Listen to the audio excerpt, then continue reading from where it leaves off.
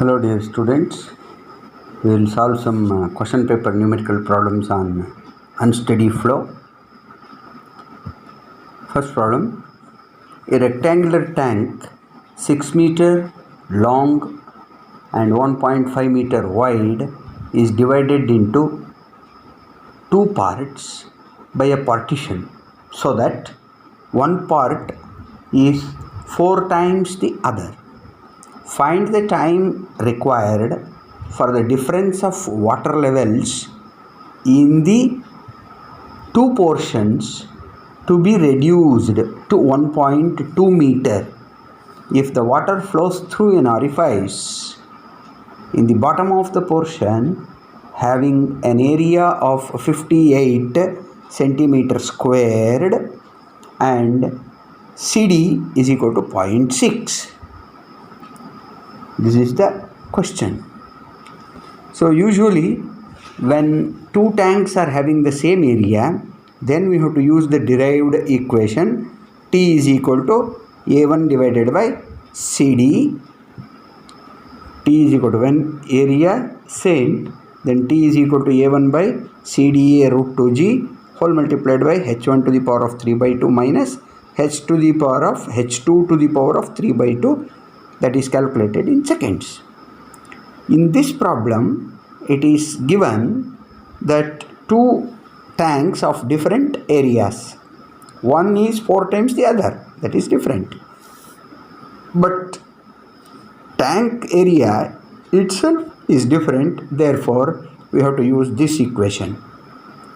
T is equal to 2 times A1A2 divided by A1 plus A2 multiplied by CDA root 2G whole multiplied by H1 to the power of 3 by 2 minus H2 to the power of 3 by 2. It is calculated in seconds. Is it clear? When same area, whatever we had derived that equation, when there are different areas of two tanks, then you have to use this particular equation. Is it okay? The rest is simply substitution. Be careful about conversion factors of units when they are given in different units. For example, in this problem itself, area of orifice is given as 58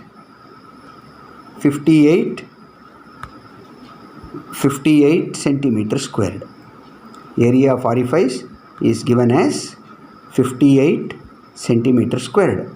When you convert that, you will get 58 multiplied by 10 to the power of minus 4 you will get in meter squared, that is to be substituted, whereas CD is equal to 0.6 given. So the rest of the thing is very simple. Simple calculation, substitution and calculation using calculator. That's all. Correct calculation will fetch you good marks, otherwise you will lose marks. Please be careful while calculation. Here as per the data given, one tank is 4 times the other tank. So as per the data, A1 is equal to 4 times A2. If I consider total area is given 6 into 1.5, 6 meter and 1.5 meter wide, that is 9 meter squared.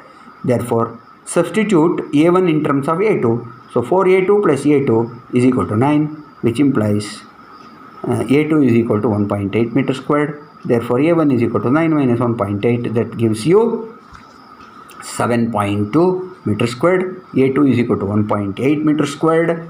A1 is equal to 4A2 as per the data given.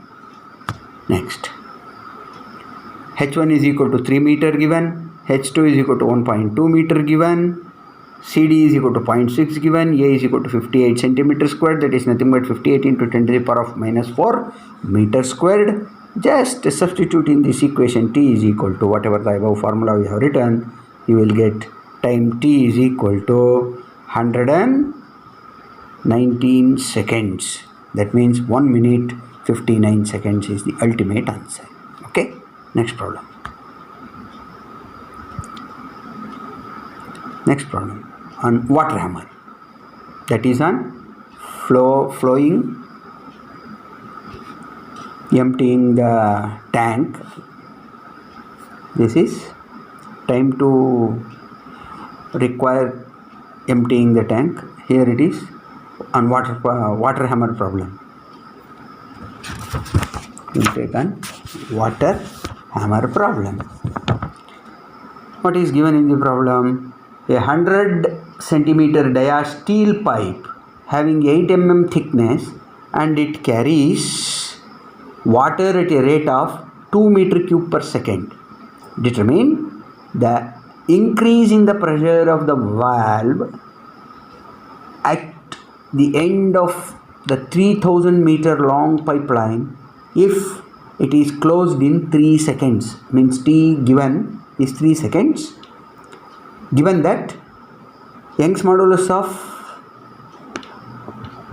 steel 2.07, here 2.07 into 10 to the power of 11 Newton per meter squared, whereas bulk modulus of elasticity of water is given as 2.075 into 10 to the power of 9 Newton per meter squared.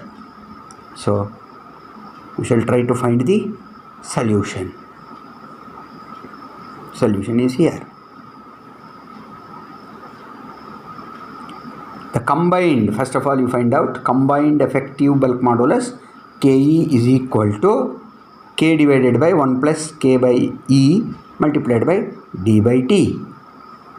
That is found to be equal to just substitution.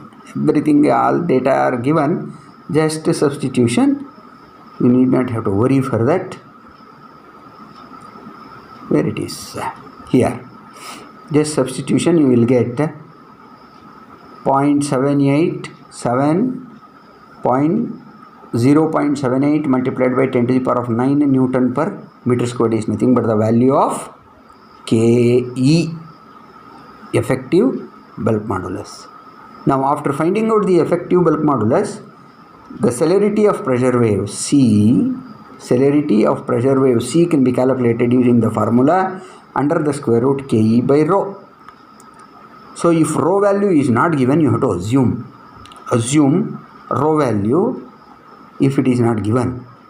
So square root of 0.78 into 10 to the power of 9 divided by 1000, you will get the value of celerity of pressure wave as 883.177 meters per second.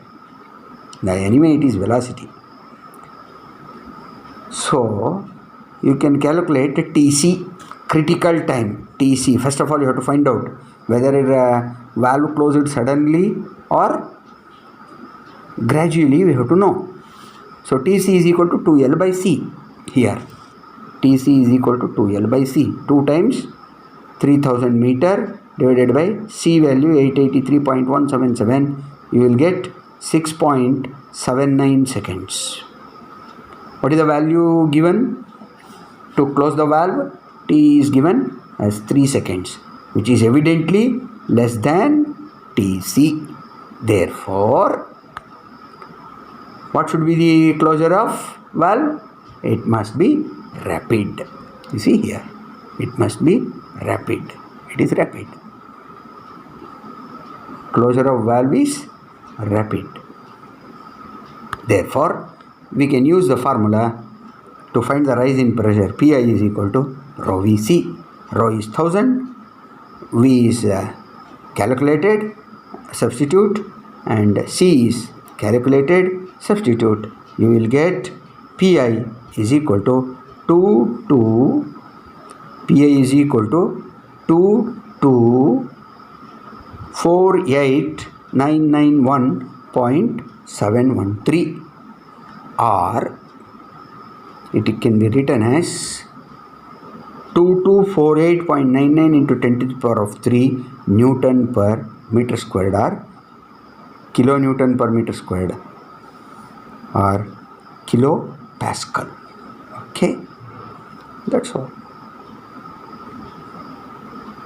So likewise, there are many problems which have been solved, and notes are uploaded onto your Google Classroom group or by some other means.